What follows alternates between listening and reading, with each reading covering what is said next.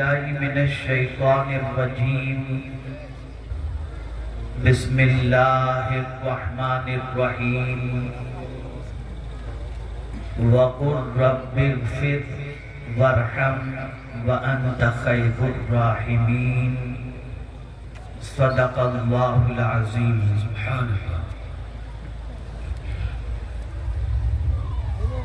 قابل قدر علماء ذوی الاحترام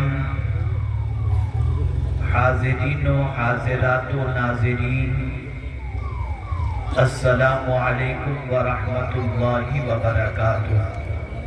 وعلیکم السلام ورحمۃ اللہ وبرکاتہ۔ میرے پیارے آقا صلی اللہ تعالی علیہ وسلم کے پیارے دیوانوں، جس آیہ کریمہ کی تلاوت کا میں نے شرف حاصل کیا، اس سے متعلق کچھ معروضات پیش کرنے سے پیشتر آقا کریم رؤوف الرحیم علیہ التحیۃ والتسلیم کی بارگاہ بے کس پناہ میں جس طریقے سے میں پڑھاؤں عقیدت و محبت میں ڈوب کر اسی طریقے سے درود و سلام کا نذرانہ پیش کریں۔ الصلاۃ والسلام علیکہ یا رسول اللہ، الصلاۃ والسلام علیکہ یا رسول اللہ، الصلاۃ والسلام علیکہ یا حبیب اللہ، الصلاۃ والسلام علیکہ یا حبیب اللہ، الصلاۃ والسلام علیکہ یا نبی اللہ، الصلاۃ والسلام علیکہ یا نبی اللہ، الصلاۃ والسلام علیکہ یا نور اللہ، الصلاۃ والسلام علیکہ یا نور اللہ، وعلی آلک و اصحابک یا حبیب اللہ، وعلی آلک و اصحابک یا حبیب اللہ، صلی اللہ تعالی علیہ وسلم۔ صلی اللہ تعالی علیہ وسلم۔ میں مشکور ہوں حضرت العلام حضرت علامہ زاہد سلامی صاحب قبلہ مدظلہ العالی کا اور اراکین انجمن رونق اسلام کا، جنہوں نے اتنی خوبصورت محفل سجا کر مجھے رب قدیر اور اس کے پیارے حبیب صلی اللہ علیہ وسلم کے پیغام پہنچانے کا موقع اور سعادت عطا کی۔ میرے پیارے آقا صلی اللہ تعالی علیہ وسلم کے پیارے دیوانوں، میں چاہوں گا کہ آپ شیطان کی شرارتوں کے شکار نہ ہوں، اس لیے کہ شیطان قطعی طور پر نہیں چاہے گا کہ کوئی کام کی بات آپ کے کانوں کے ذریعے دل تک پہنچے، وہ آپ کے ذہن کو بھٹکائے گا، آپ کی خیالات کو بھٹکائے گا، تاکہ جتنے کورے آپ آئے تھے ویسے ہی کورے یہاں سے واپس چلے جائیں۔ میں چاہوں گا کہ آپ شیطان کو ذلیل کریں اور رحمان اور رحمت للعالمین صلی اللہ علیہ وسلم کے فرامین کو سماعت کرنے کے لیے پوری توجہ کا مظاہرہ کریں۔ انشاءاللہ پوری دنیا میں اس وقت جو پریشانی لاحق ہے، وہ پریشانی ہے عدم اطمینان، بے چینی اور بے قراری۔ ملک کوئی بھی ہو، امریکہ ہو، برطانیہ ہو، یورپ ہو، مشرق وسطیٰ ہو، اگر دنیا میں بسنے والا انسان اس وقت کسی چیز کا متلاشی ہے تو وہ سکون کا متلاشی ہے، اطمینان کا متلاشی ہے، چین کا متلاشی ہے۔ لیکن آپ اگر یہ تصور کرتے ہو کہ سکون صرف غریب چاہ رہے ہیں اور غریب اپنی غربت کی وجہ سے بے چین ہے، تو میں آپ سے یہ سوال پوچھنا چاہوں گا کہ اگر غریب غربت کی وجہ سے ہے تو سرمایہ دار رات کو سوتے وقت نیند کی گولیاں کیوں لے کر کے سو رہا ہے؟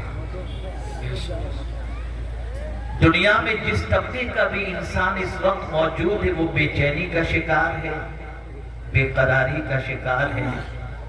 غریبی بے قراری کی وجہ نہیں صرف بن سکتی، اسی طریقے سے جہالت سے بے چینی کی وجہ نہیں بن سکتی، مظلومیت سے بے چینی اور بے قراری کی وجہ نہیں بن سکتی۔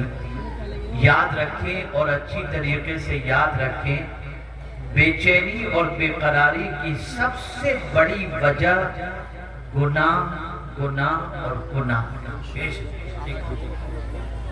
سرمایہ دار اگر گناہ کرے تو بے چین ہو جائے گا، لیکن اگر غریب ٹاٹ بچھا کر کے اطمینان سے اگر سو رہا ہے اور اس نے اگر اپنے دامن پر گناہ کے دھبے نہیں لگائے تو اسے جتنی سکون کی نیند آئے گی، گناہوں میں ڈوبے ہوئے سرمایہ دار کو اتنے اطمینان کی نیند نہیں آ سکتی۔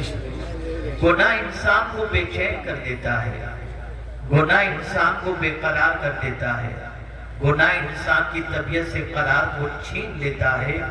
اس وقت امت مسلمہ کی سب سے بڑی پریشانی بھی یہی ہے کہ آج ہماری قوم گناہوں کے دلدل میں اس طریقے سے ڈوب چکی ہے کہ العیاذ باللہ کل تک سچویشن یہ تھی کہ ہمارے اسلاف گناہ کے تصور اور احساس سے کام جاتے تھے، اور آج ہماری قوم گناہ کر کے نہیں کامتی اور گناہ کر کے قہقہا لگاتی نظر آ رہی ہے۔ تاریخ کے اوراق الٹ کر کے دیکھیں تو آپ کو پتہ چلے گا کہ اسلاف تصور گناہ سے کس طریقے سے کامتے تھے، احساس گناہ سے کس طریقے سے کامتے تھے، خیالات گناہ سے کس طریقے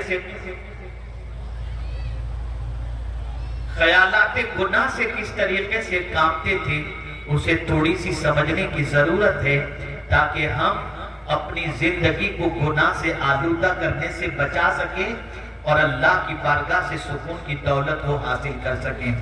میرے پیارے آقا صلی اللہ تعالی علیہ وسلم کے پیارے دیوانوں، سیدنا فاروق اعظم رضی اللہ المولا تبارک و تعالی عنہ کے دور پاک میں ایک ایسا نوجوان تھا جو بڑا خوبصورت تھا، مسجد سے اس کو لگاؤ تھا، مسجد میں آنا جانا اس کی عادت تھی، اللہ اکبر، ہر نماز کے لیے مسجد کا رخ کرتا۔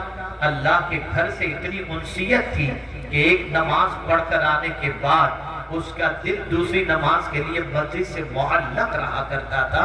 اور ظاہر سی بات ہے، صدیق اکبر رضی اللہ تعالی عنہ فرماتے ہیں، جس کسی کا دل مسجد میں نہ لگے اسے اپنے ایمان کا احتساب کر لینا چاہیے، اس لیے کہ روئے زمین پر جنت مسجد ہے اور مسجد میں دل ایمان والے کا لگا کرتا ہے۔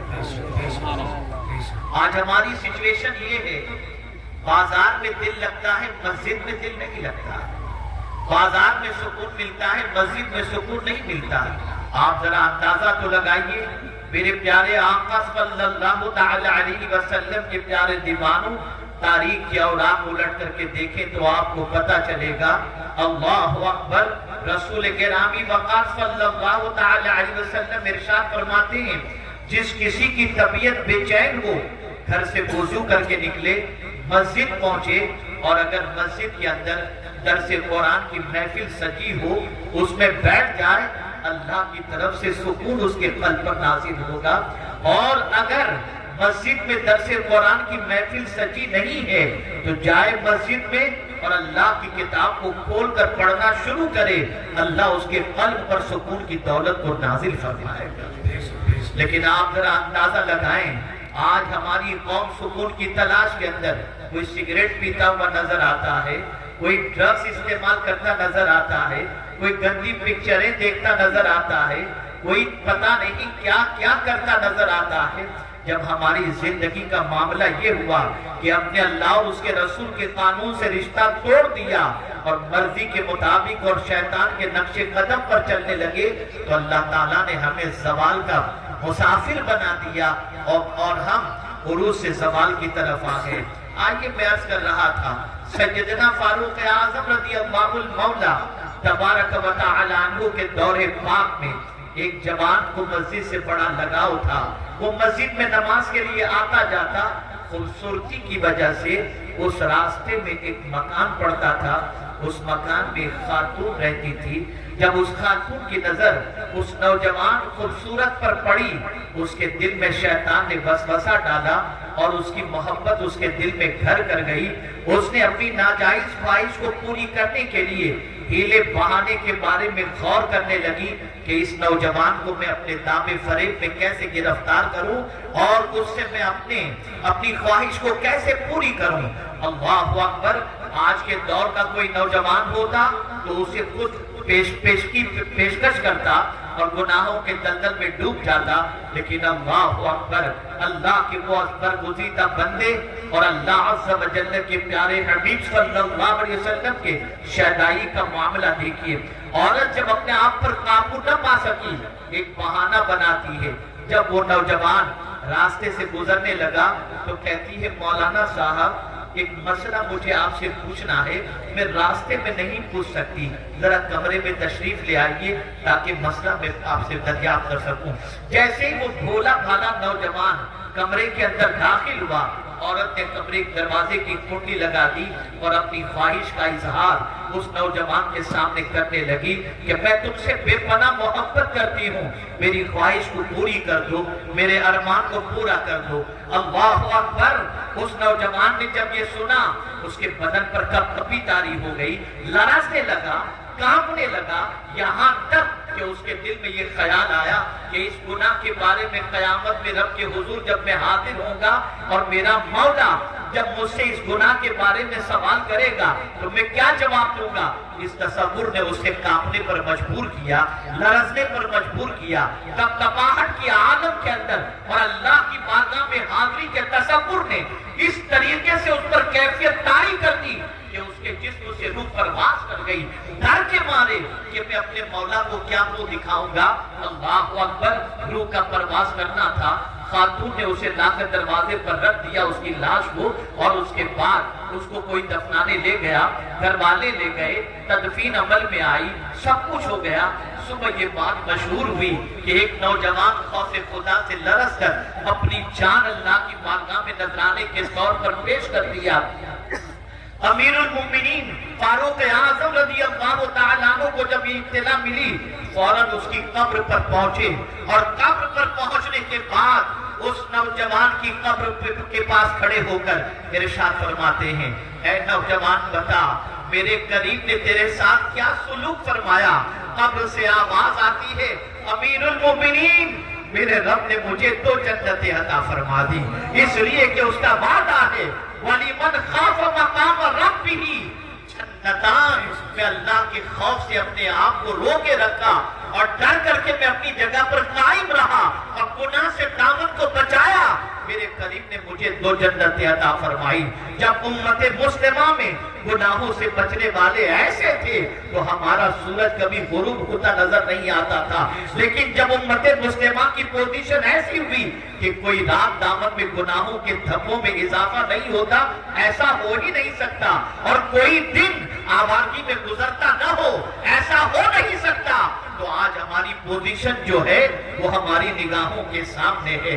اے رسول اعظم صلی اللہ علیہ وسلم کے دیوانوں، کل احساس گناہ سے انسان لرز جاتا تھا، تصور گناہ سے انسان کانپ جاتا تھا، اور آج گناہ کر کے کہے لگاتا ہے، گناہ کر کے دوستوں سے تذکرے کرتا ہے، گناہ کر کے موج مستی میں زندگی گزار رہا ہے، گناہ کرنے کے بعد اس کے دل سے اللہ کی بارگاہ میں جواب دہی کا تصور ختم ہو چکا ہے۔ چنانچہ یہ قوم بھی ختم ہونے کے لیے تیار ہو چکی ہے۔ یاد رکھیں، صرف مردوں میں ایسے نہیں تھے، خواتین میں بھی ایسی اللہ سے ڈرنے والی بندیاں تھیں۔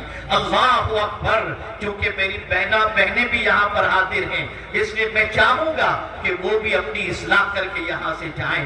اللہ اکبر! علامہ یافعی رحمت اللہ تعالی علیہ ارشاد فرماتے ہیں بزم روض الریاحین کے اندر، جس کا ترجمہ حضرت علامہ مولانا بدر القادری علیہ رحمت و رضوان نے بزم اولیاء کے نام سے کیا ہے۔ آپ جانتے ہیں بزم اولیاء کے اندر 2 دوستوں کا واقعہ موجود ہے۔ اللہ اکبر!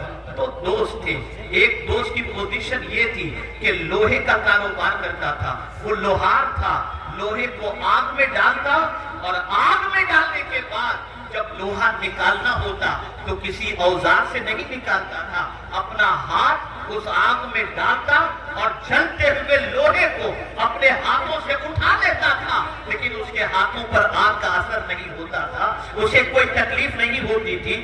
اللہ اکبر۔ میرے پیارے آقا صلی اللہ تعالی علیہ وسلم کے پیارے امام، ایک مرتبہ درود شریف پڑھیں۔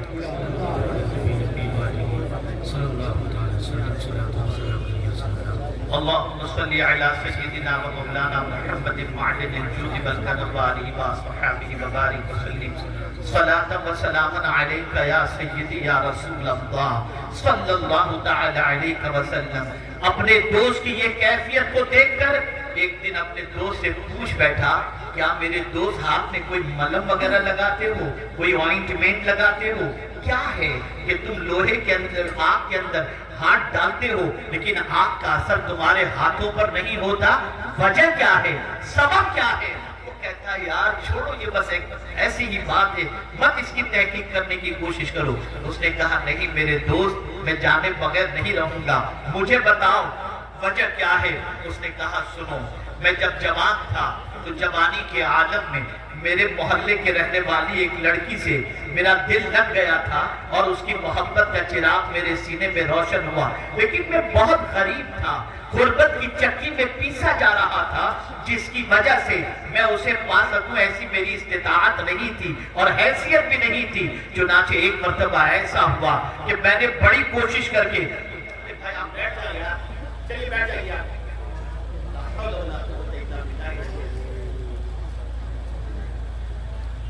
محفل کے آداب کو سمجھتے ہی ایک مرتبہ درود شریف پڑھ لیں۔ اللہم صلی علی سیدنا مولانا محمد معدن الجود والکرم وآلہ وصحبہ وبارک وسلم صلاۃ و سلام علیک یا سیدی یا رسول اللہ صلی اللہ تعالی علیہ وسلم۔ اپنی اپنی جگہ تشریف رکھیں، سراج الفقہا تشریف لا رہے ہیں۔ نعرہ تکبیر، نعرہ رسالت، حضور سراج الفقہا، حضور محقق مسائل جدیدہ، نعرہ تکبیر، نعرہ رسالت۔ حضرت مولانا کے آرام سے ایک مرتبہ درود شریف پڑھیں۔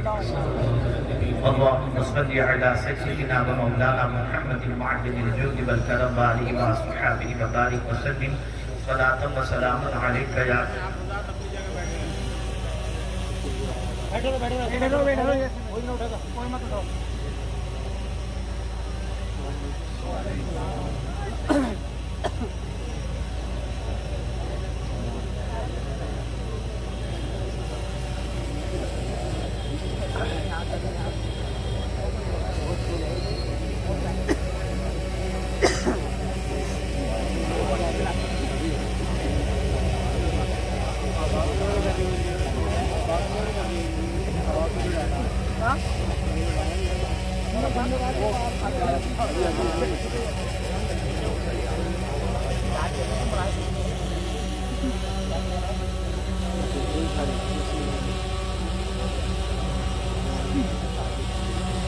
ایک مرتبہ درود شریف پڑھ لیں۔ اللہم صلی علی سیدنا و مولانا محمد معدن الجود والکرم وآلہ الکرام وابنہ الکریم وبارک وسلم صلاۃ و سلام علیک یا سیدی یا رسول اللہ صلی اللہ تعالی علیہ وسلم۔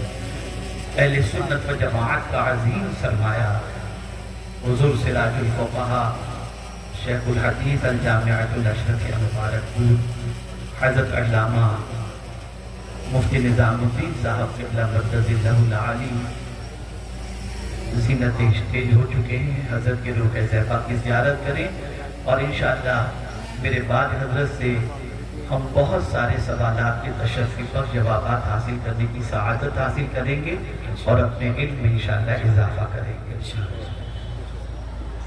عرض یہ کر رہا تھا کہ اس نوجوان سے اس کے دوست نے جب بہت اصرار کیا کہ مجھے وجہ بتاؤ کہ آگ کا اثر تمہارے ہاتھوں پر کیوں نہیں ہوتا، تو اس نوجوان نے جواب میں کہا جب میں غربت کی چکی میں پیسا جا رہا تھا اس وقت جس لڑکی کی محبت کا چراغ میرے سینے میں روشن ہوا وہ بہت سرمایہ دار باپ کی بیٹی تھی.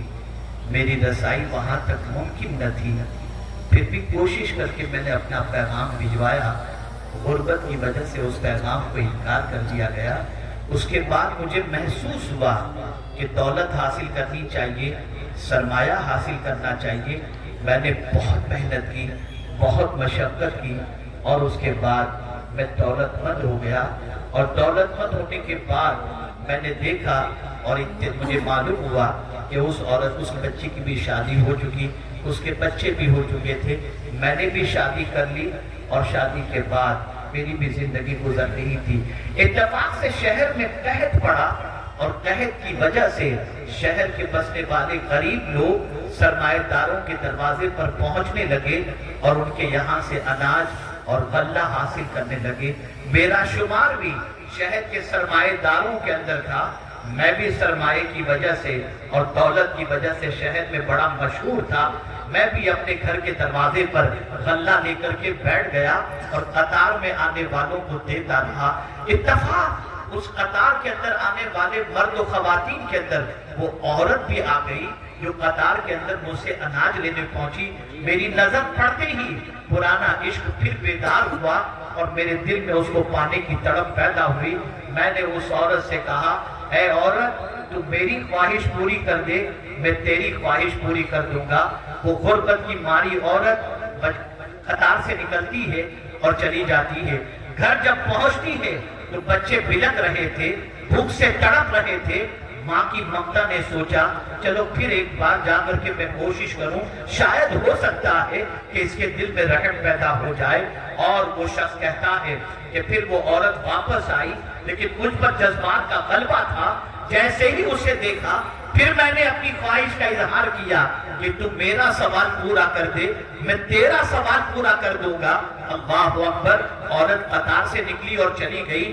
گھر جانے کے بعد بچوں کا بلکنا برداشت نہ ہوا، بچوں کا تڑپنا برداشت نہ ہوا اور اس نے سوچا آج میں جا تو رہی ہوں لیکن اسے اسٹریٹ فارورڈ بالکل بغیر کسی روک ٹوک کے کچھ سنا کر کے ہی آؤں گی، چاہے میرے بچے جیے یا مر جائیں.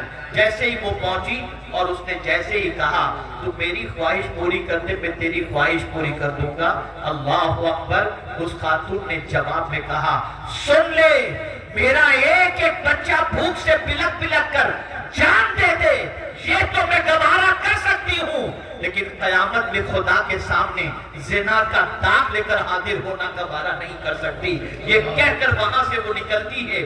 اللہ اکبر. یہ سننے کے بعد نوجوان کی آنکھوں میں آنسو تھے. اس کا جذبات جو ابھر گئے تھے وہ سرد پڑ گئے اور اس کے دل میں ایک خیال پیدا ہوا، اللہ اللہ، میں کیسا ظالم ہوں. بھوک کی ماری اس بچی کو، بھوک کی ماری اس عورت کو گناہ سے بچنے کا خیال ہے اور میرے پاس تو پیٹ بھرنے کے لیے بہت سارا کچھ موجود ہونے کے بعد میں گناہ کا خیال کر رہا ہوں. اس نے بھی ارادہ کیا کہ نہیں، اب میں اس سے گناہ کے بارے میں نہیں کہوں گا، اپنی خواہش کے بارے میں نہیں کہوں گا، اب اس کے دامن مراد کو بھر دوں گا.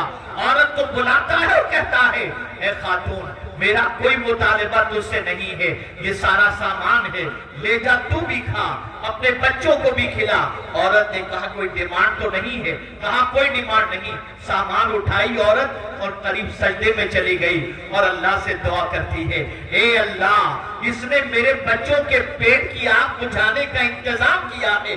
تیری بارگاہ میں ایک مظلومہ عورت کی دعا ہے کہ اس کو دنیا کی آگ سے بھی بچا اور جہنم کی آگ سے بھی بچا لے. اس نوجوان نے کہا اگر آج آگ میں ہاتھ ڈالنے کے بعد میرے ہاتھوں پر آگ کا اثر نہیں ہوتا تو یہ اسی عورت کی دعاؤں کا نتیجہ ہے جس نے میرے لیے یہ دعا کی تھی. تو تاریخ گواہ ہے، ہماری تاریخ اس بات سے بھری پڑی ہے کہ ایسی بہت ساری اللہ کی بندیاں بھی تھی جنہوں نے مجبوری میں بھی دامن پر گناہ کا دھبا لگنے نہیں دیا، اپنے دامن کو پاک رکھا، اپنے دامن کو برائیوں سے بچایا. اب آئیے یہ احساس کے حوالے سے گناہ کی بات کرنے کے بعد اپنے آپ کو سمجھاتا ہوا چلوں، آئیے ذرا قرآن کی روشنی میں دیکھیں تو صحیح، اپنے بارے میں بھی ذرا غور کرنے کی کوشش تو کریں۔ اللہ اکبر، ہمارا سب کا دامن گناہوں سے آلودہ ہے، لیکن گناہوں سے آلودہ دامن ہونے کے باوجود ہم رب کی بارگاہ میں کیا مانگتے ہیں؟ ہاتھ اٹھاتے ہیں، مولا یہ دے دے، مولا وہ دے دے، مولا یہ کر دے، مولا یہ عطا فرما دے۔ یہی تو کہہ رہے ہیں۔ کتنے لوگ ایسے ہیں جنہیں اپنے گناہوں کے سلسلے میں شرمندگی ہے اور اللہ کی بارگاہ سے مغفرت کی بھیک مانگتے ہو۔ اللہ نے اپنے محبوب صلی اللہ علیہ وسلم سے کیا مانگنے کے بارے میں فرمایا؟ امت کی تعلیم کے لیے، تاکہ حضور مانگے تو امت بھی وہی چیز مانگے۔ رب نے فرمایا وَقُلْ رَبِّ اغْفِرْ وَارْحَمْ وَأَنْتَ خَيْرُ الرَّاحِمِينَ۔ آپ عرض کیجئے مولا بخش دے، رحم فرما، اور تو بہترین رحم فرمانے والا ہے۔ آپ اگر قرآن کا مطالعہ کریں تو آپ کو پتہ چلے گا انبیاء کرام علیہم الصلاۃ والتسلیم کی دعاؤں کے اندر مغفرت کی دعا بے پناہ آپ کو نظر آئے گی۔ لیکن اللہ اکبر، آج کا مسلمان اللہ سے معافی مانگنے کو تیار نہیں، گناہ کر رہا ہے، بدکرداری کر رہا ہے، برائیوں سے دامن آلودہ کر رہا ہے، لیکن معافی مانگنے کو تیار نہیں ہے، مغفرت کی بھیک مانگنے کو تیار نہیں ہے، بخشش کی بھیک مانگنے کو تیار نہیں ہے۔ آئیے میں آپ کو بتاؤں، حضرت ابراہیم علیہ السلام والتسلیم بارگاہ سمدیت میں دعا کرتے ہیں تو کیا دعا کرتے ہیں؟ ربنا اغفر لی ولوالدی وللمؤمنین یوم یقوم الحساب۔ آپ اندازہ لگائیں، ایک جلیل القدر پیغمبر اللہ کی بارگاہ میں مغفرت کی دعا کر رہے ہیں۔ انبیاء معصوم ہوتے ہیں، لیکن دعا کر کے انبیاء کرام یہ بتا رہے ہیں کہ اللہ سے معافی مانگنا اللہ کو بہت پسند ہے، اور جب کوئی معافی مانگتا ہے تو اس کی رحمت کو پیار آ جاتا ہے۔ اے رسول گرامی وقار صلی اللہ تعالی علیہ وسلم کے پیارے دیوانوں، آپ ذرا سوچیں، مفتی صاحب قبلہ آپ کو مبارکباد دیں، آپ خوش ہو جائیں۔ حضرت علامہ مولانا زاہد سلامی صاحب مبارکباد دیں، آپ خوش ہو جائیں۔ اللہ اکبر، ماں باپ مبارکباد دیں، آپ خوش ہو جائیں۔ استاد مبارکباد دیں، خوش ہو جائیں۔ لیکن اگر حضور کسی کو خوشخبری سنا دیں اور مبارکباد عطا فرمائیں تو اس سے بڑھ کر کے مبارکبادی اور خوشخبری کیا ہوگی؟ میرے آقا صلی اللہ علیہ وسلم فرماتے ہیں طوبیٰ لمن وجد فی صحیفتہ استغفارا کثیرا۔ خوشخبری ہو اس کے لیے، مبارکباد ہو اس کے لیے جس کے اعمال نامے کے اندر کثرت کے ساتھ استغفار موجود ہو۔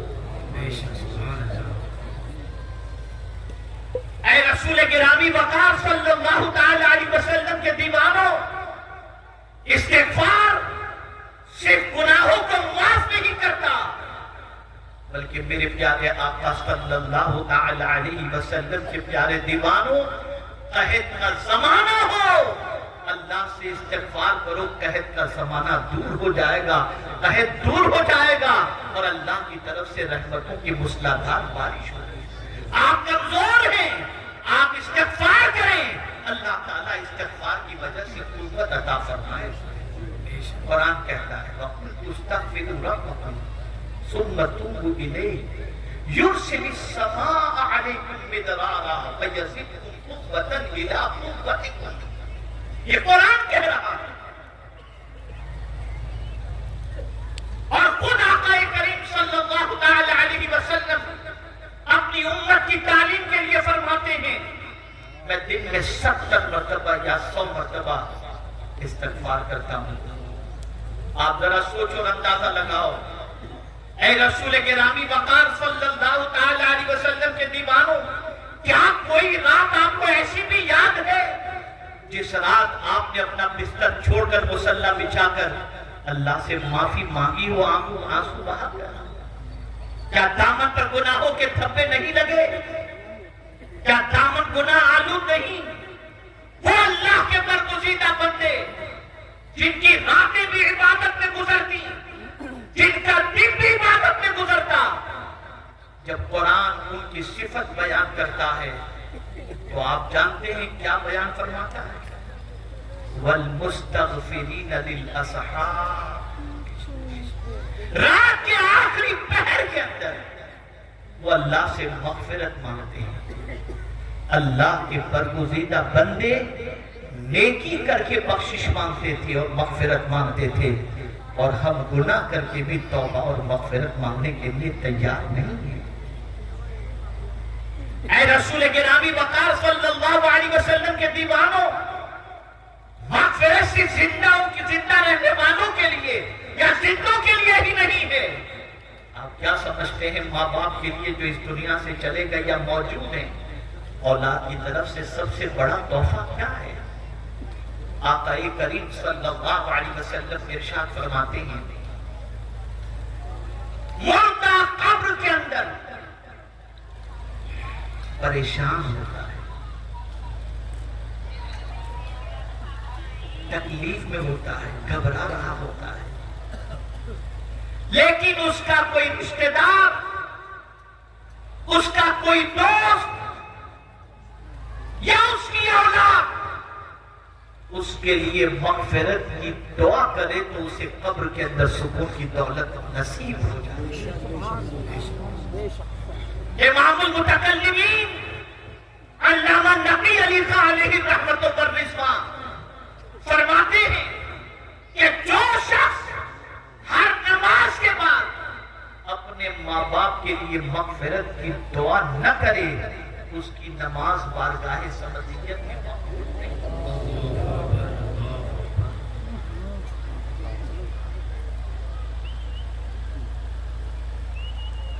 قرآن مقدس کا مطالعہ کریں تو پتہ چلے گا کہ ہم سے پہلے جو چلے گئے ان کے لیے اللہ کے برگزیدہ بندوں نے کیا دعا کی؟ تو قرآن کہتا ہے ربنا اغفر لنا ولإخواننا الذین سبقونا بالایمان، ان کے لیے بھی مغفرت کی دعا۔ میں تو حیران ہوتا ہوں کہ ہم تو جہاں مغفرت کی دعا کرنی چاہیے وہاں بھی مغفرت کی دعا بھول جاتے ہیں۔ اللہ نے مدینے جانے کا حکم کیوں دیا؟ کیا سبب ہے کہ جانوں پر جب ظلم کرو تو حضور کی بارگاہ میں جاؤ؟ کیوں جانے کا حکم دیا؟ کیوں جانے کے لیے فرمایا؟ تو وہاں بھی جانے کے لیے اسی لیے فرمایا وَلَوْ أَنَّهُمْ إِذْ ظَلَمُوا أَنفُسَهُمْ جَاءُوا، وہاں پہنچ کر بھی اللہ سے بخشش وَاسْتَغْفَرَ لَهُمُ الرَّسُولُ، اور ان کے لیے رسول بھی مغفرت کی بھیک مانگے، مغفرت طلب کرے۔ پتہ چلا مدینے جاؤ تو مغفرت، خانہ کعبہ کی زیارت کے لیے جاؤ تو مغفرت، ہر جگہ بخشش کی بھیک مانگو، مغفرت کی بھیک مانگو۔ اس لیے کہ استاد زمن کہتے ہیں بے سبب بخش دے نہ پوچھ عمل، بے سبب بخش دے نہ پوچھ عمل، نام غفار ہے تیرا بغیر کسی سبب کے ہمیں بخش دے۔ عمل پوچھے گا تو تیری شان کے لائق ہے ہی کہاں؟ عمل ایسے کہاں کہ تیری بارگاہ میں قبول ہو سکیں؟ یہی وجہ ہے کہ اللہ والے ہمیشہ اس چیز کی فکر میں رہتے ہیں۔ ایک بزرگ کپڑا بنا کرتے تھے، ایک بار سوچتے ہیں کہ چلو بہت اچھا کپڑا تیار کیا جائے اور شہر کے رئیس کو بیچا جائے تاکہ اچھی قیمت اس سے وصول کی جا سکے۔ تیار کیا کپڑا انہوں نے، بڑی باریکی سے انہوں نے ایک ایک سوت کا استعمال کیا، کلر کا استعمال کیا، سب کچھ کیا۔ جب بہترین ان کے نزدیک کپڑا تیار ہوا تو لے کر شہر کے بڑے تاجر کے پاس پہنچے اور کہا دیکھیے یہ لے کر آیا۔ اس تاجر نے دیکھا، دیکھتے ہی مسکراتے ہوئے کہنے لگا بابا دیکھو یہ دھاگا یہاں نہیں ہونا چاہیے، یہ کلر یہاں نہیں ہونا چاہیے، 5 منٹ کے اندر اتنے عیب نکال دیے کہ وہ بزرگ کے پسینے نکل گئے اور آنکھوں سے آنسو نکل۔ تو تاجر نے کہا بابا گھبراؤ نہیں، کپڑا تو میں ضرور خریدوں گا اور اچھی قیمت میں خریدوں گا، آپ روک نہیں۔ وہ بزرگ فرماتے ہیں میں اس لیے نہیں رو رہا کہ تو کپڑا خریدے گا یا نہیں خریدے گا، ایک تصور میں مجھے رلا دیا۔ میرے نزدیک کپڑا تو میں نے بہت اچھا بنایا تھا، لیکن چانچنے والا تیرے جیسا تھا، تو نہ جانے کتنے عیب نکال دیے۔ تو میں بھی عبادت کرتا ہوں، جانچنے والا خدا ہے۔ اگر قیامت میں اس نے کہا کہ یہ عبادت میری بارگاہ کے لائق نہیں تو کیا ہوگا؟ اس چیز کو سوچ کر کے میں یہ فکر تھی، یہ سوچ تھی۔ اسی لیے استاد زمن کہتے ہیں بے سبب بخش دے نہ پوچھ عمل بنائی۔ اور اعلیٰ حضرت عظیم البرکت امام عشق و محبت کہتے ہیں اہل عمل کو ان کے عمل کام آئیں گے، میرا ہے کون تیرے سوا اے شاہ دیکھو۔ نیک اچھے ہیں کہ ان کے اعمال ہیں اچھے، ہم بدوں کے لیے کافی ہے سہارا تیرا۔ اے رسول گرامی وقار صلی اللہ علیہ وسلم کے دیوانوں، اللہ سے معافی مانگا کرو، استغفار کیا کرو، بخشش کی دعائیں کیا کرو، اپنے لیے ہی نہیں، اپنے سارے خاندان والوں ہی کے لیے نہیں، سارے مومنین کے لیے۔ الامن والعلا میں اعلیٰ حضرت عظیم البرکت امام عشق و محبت نے ایک حدیث نقل فرمائی ہے، اور اس حدیث کا مفہوم یہ ہے کہ جو شخص روزانہ 27 مرتبہ مومنین اور مومنات کے لیے مغفرت کی دعا کرے، اللہ اسے مستجاب الدعوات بنائے۔ سبحان اللہ، سبحان اللہ، سبحان اللہ، سبحان اللہ۔ تو اے رسول گرامی وقار صلی اللہ تعالی علیہ وسلم کے دیوانوں، استغفار کی کثرت، استغفار اللہ بہت بڑا ہتھیار ہے۔ میرے استاد گرامی نے کورونا کے زمانے میں مجھ سے فرمایا تھا 2 چیزوں کی کثرت کرو کورونا نہیں ہوگا، ایک درود شریف کی کثرت کرو اور ایک استغفار کی کثرت۔ اور اس کی دلیل بھی انہوں نے قرآن کہا وَمَا كَانَ اللَّهُ لِيُعَذِّبَهُمْ وَأَنْتَ فِيهِمْ وَمَا كَانَ اللَّهُ مُعَذِّبَهُمْ وَهُمْ يَسْتَغْفِرُونَ۔ اللہ اس کو عذاب کیسے دے گا اور اسے عذاب کیسے دے جبکہ اس کے درمیان رسول اعظم۔ استغفار اللہ کے عذاب سے امان ہے، امان۔ استغفار سے مصیبتیں ٹلتی ہیں، استغفار سے رکے ہوئے کام ہو جاتے ہیں، استغفار سے جہاں گمان نہیں پہنچتا وہاں سے اللہ روزی عطا فرماتا ہے۔ خود رسول اعظم صلی اللہ علیہ وسلم نے ارشاد فرمایا من لزم الاستغفار، جس نے استغفار کو لازم پکڑ لیا اللہ اس کے غم کو ہلکا کر دیتا ہے، اس کے رکے ہوئے کام کو پورے کر دیتا ہے، اور ایسی جگہ سے روزی عطا کرتا ہے جہاں اس کا گمان بھی نہیں ہے۔